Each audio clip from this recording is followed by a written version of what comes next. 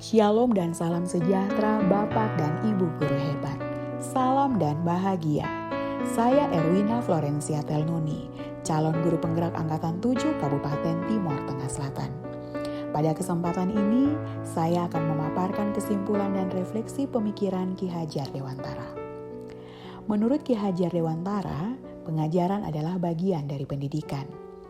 Pengajaran adalah pendidikan dengan cara memberi ilmu atau pengetahuan, keterampilan, dan kecakapan kepada anak yang bermanfaat bagi anak baik secara lahir maupun batin.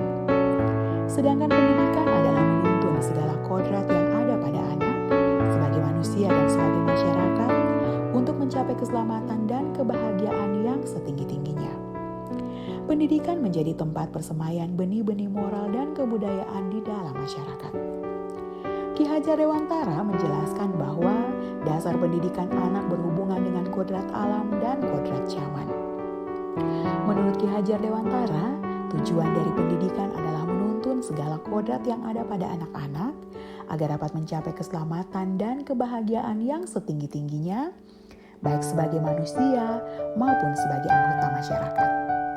Pendidikan pada hakikatnya diharapkan dapat menumbuh kembangkan kompetensi anak, baik aspek pengetahuan, keterampilan, maupun sikap. Nah, dari pemikiran Ki Hajar Dewantara tersebut, terdapat beberapa kata kunci yang penting yang dapat kita ambil, yaitu yang pertama, pendidikan adalah menuntun. Yang kedua, pendidikan adalah menyesuaikan kodrat.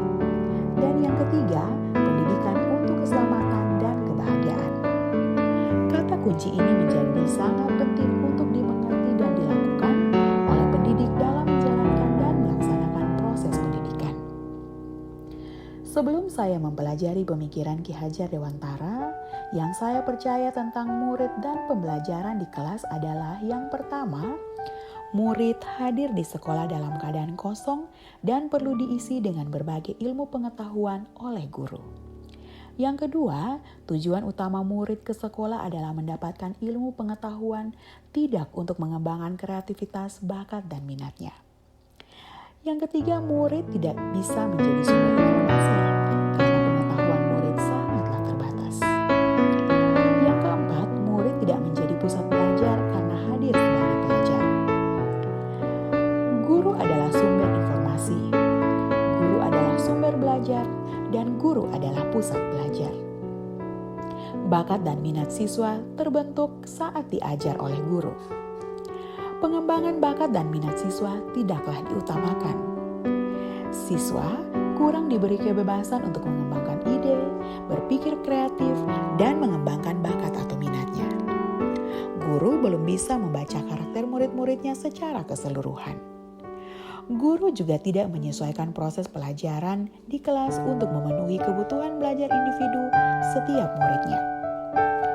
Siswa yang melanggar tata tertib haruslah dihukum. Dan yang terakhir, yang terutama dalam kegiatan pembelajaran adalah mencapai KKM tanpa mempertimbangkan kemampuan siswa yang berbeda-beda. Setelah saya mempelajari pemikiran Ki Hajar Dewantara, pemikiran dan pemahaman saya menjadi berubah. Saya menyadari bahwa apa yang saya pikirkan tentang murid dan yang saya lakukan dalam proses pembelajaran tidaklah tepat. Sehingga terjadi perubahan pola pikir tentang murid dan pembelajaran di kelas. Yang berubah dari pemikiran atau perilaku saya setelah mempelajari pemahaman dan pemikiran Ki Hajar Dewantara tentang pendidikan adalah yang pertama, siswa hadir di sekolah dengan bakat dan minat serta kreativitasnya, sehingga tugas guru adalah menuntun siswa untuk dapat mengembangkan setiap potensi yang ada agar bermanfaat baginya, baik secara lahir maupun batin, karena tujuan siswa ke sekolah adalah untuk mendapatkan ilmu pengetahuan dan mengembangkan kreativitas, bakat, dan minatnya. Yang kedua, siswa diberi kebebasan seluas-luasnya untuk mengembangkan ide, berpikir kreatif, dan mengembangkan bakat dan minatnya. Selanjutnya, siswa menjadi salah satu sumber belajar. Siswa juga menjadi pusat pembelajaran.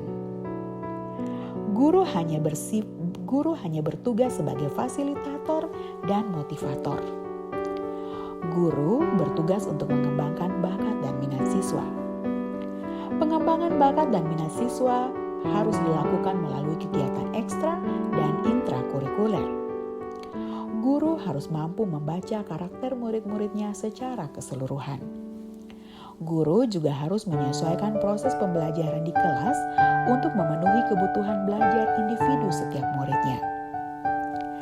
Selain itu, guru juga harus meniadakan hukuman bagi siswa yang melanggar tata tertib. Dan KKM tidak lagi menjadi tolak ukur keberhasilan dalam proses pembelajaran. Dengan demikian, maka saya harus segera melakukan penerapan yang lebih baik lagi agar kelas saya mencerminkan pemikiran Ki Hajar Dewantara.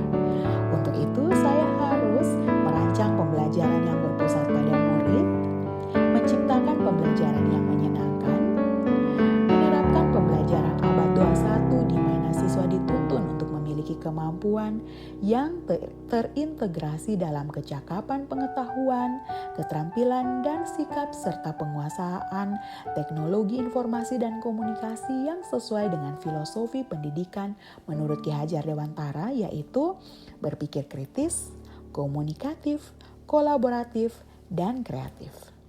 Selanjutnya, saya harus meniadakan hukuman untuk mendisiplinkan murid. Saya juga harus menjalin komunikasi dengan siswa untuk mengetahui karakternya dan juga profilnya. Selanjutnya, saya harus melakukan pembiasaan untuk membentuk moral dan karakter murid. Saya juga harus berusaha untuk menjadi teladan bagi murid. Dan yang terakhir, saya harus memfasilitasi murid untuk mengembangkan potensi dan kreativitas melalui bakat dan minatnya. Nah, demikianlah kesimpulan dan refleksi pemikiran Ki Hajar Dewantara.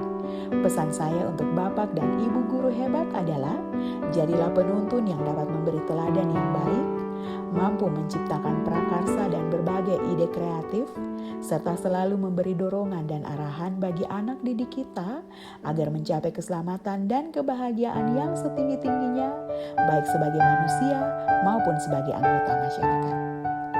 Guru bergerak, TTS Cerdas, Indonesia Maju. Salam dan bahagia.